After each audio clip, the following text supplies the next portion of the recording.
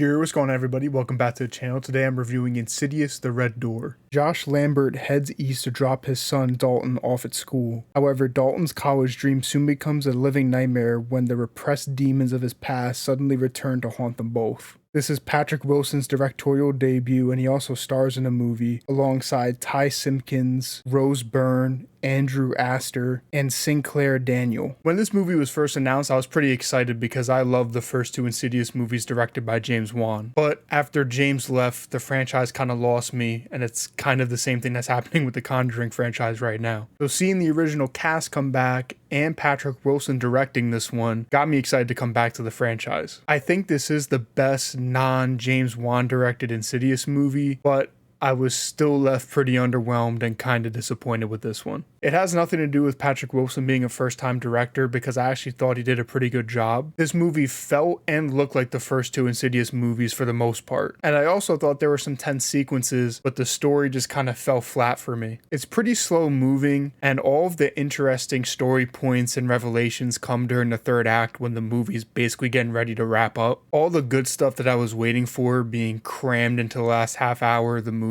kind of made the ending just feel a little rushed and anticlimactic. I thought all the acting across the board was pretty good though. Patrick Wilson and Ty Simpkins carry most of the screen time. Both their characters felt pretty in line with where the previous movies left them off. I was surprised by how minimal Rose Byrne's role in the movie actually was, but when she was there, she was really good. I could have used a little bit more of her, to be honest. Sinclair Daniel as Chris was also a fun addition to the cast. He's the comic relief of the movie that could be like a little too jokey, but overall I did really enjoy her character. This movie did have a lot of callbacks to the originals, but they didn't really bother me. I thought they felt pretty earned and natural to what the story was doing, and I thought they were just cool moments. The first Insidious movie genuinely creeped me out and made me feel uncomfortable while I was watching it, which was pretty impressive to me because I don't scare easy, and it was also a PG-13 movie. I wouldn't say this movie is scary, but there was one really good scare in here, and there is some good like creepy imagery and some tension. I also like the theme of this movie, which is dealing with your past trauma instead of trying to ignore it and lock it away somewhere. I did think that suited the story and the characters very well. Overall, this movie was an improvement on the last two Insidious sequels, but it doesn't compare to the first two Insidious movies. While I didn't actively dislike the movie, it did leave me feeling underwhelmed and a little disappointed, even though it was cool to see the original cast get back together. Insidious The Red Door is clocking in at a 60% on the Bravo barometer. It's another sequel that's just kind of mid and unoffensive, but overall it's just kind of unnecessary. But let me know what you guys thought of the movie and my review in the comments below. And if you liked my review, don't forget to drop a like on the video and subscribe for more streams and reviews coming soon. We are officially in Barbenheimer season. Thank you guys so much for watching. I appreciate it.